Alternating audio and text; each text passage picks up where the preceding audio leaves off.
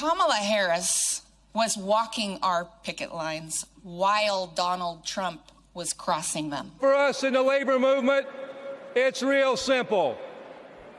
Kamala Harris is one of us. Some of the largest workers' unions representing millions of people across this country have endorsed Vice President Kamala Harris and her pro-labor policies. There's one notable exception, however, the Teamsters. Yesterday, their executive board decided for the first time since 1996 not to endorse a candidate for president. That decision did not sit well with some local chapters across the country, which announced their own endorsements for the Harris-Walz campaign, including in battleground states like Michigan, Nevada, and Wisconsin. Joining me now is Gregory Floyd, president of the Teamsters Local 237, which represents employees working in government agencies in New York City and Long Island. Greg Floyd, thank you so much for being here. Thank you for having me on. So your the national organization did not endorse. Why did your organization endorse?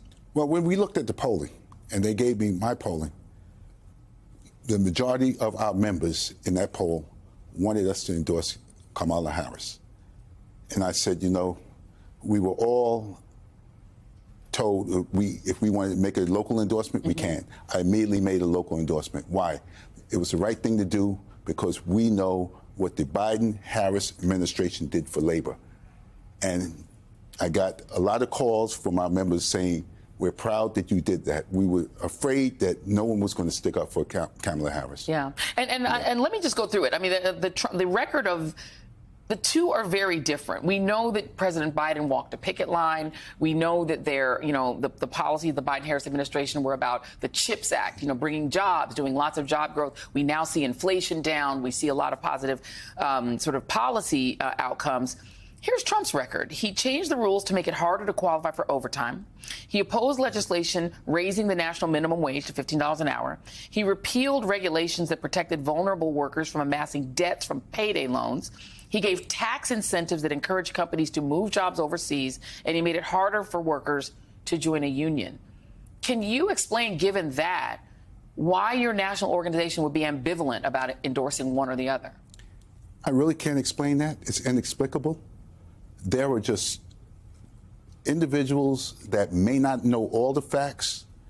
We should tell them, and even if you tell them, look, there are people who you tell things to, and I never grew up in the age like we're growing up in. The facts are right in front of your face, and yet people tell you you're not seeing what you're seeing. Yeah. January 6th, there's some people that say it wasn't a riot. I know what I saw. I know what happened. And people are telling us it didn't happen. So, I mean, I would never think that we live in an age where people say, are you going to believe your lying eyes or me? Yeah. So that's where we are. And I believe some members didn't understand the significance of an endorsement. There are possibly 2 Supreme Court nominees that could come before the next president. We know what the other 3 nominees did. We had Janice come.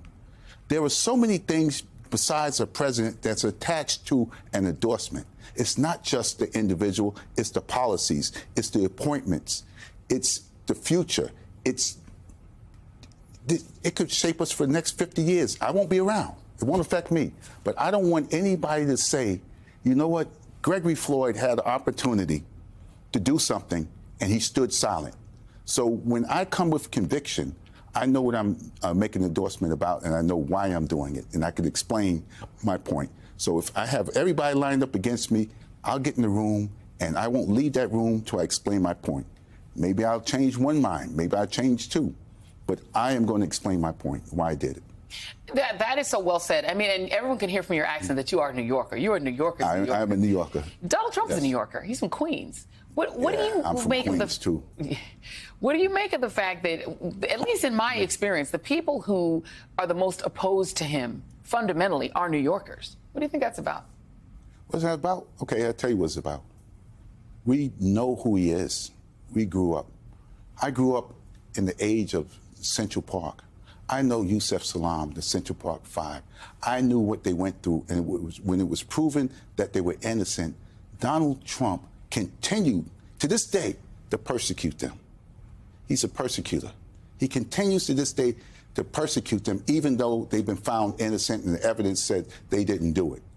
And when you look at that and you know what happened in 1989 with these young men, and they look no different than I, in the same city as I, except I didn't grow up in Manhattan and I wasn't in Central Park. It could have been me if I was in the wrong place at the wrong time. So I understand who he is. When he talks about Barack Obama wasn't born here and birtherism, he's talking about me.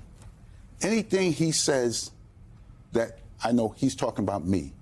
And if I go along with it, I dishonor my parents and everyone who came before me. So when you tell me that we're New Yorkers and why we're opposed to him, because we know who he is. Yeah. And I mean, you talk about his mistreatment of workers all happened in New York. I mean, and he's bragged with Elon Musk. He laughed about the idea of Elon Musk being the best at firing people. It is amazing to me that any working person would be for him. And it blows my mind. Because it's not happening to them.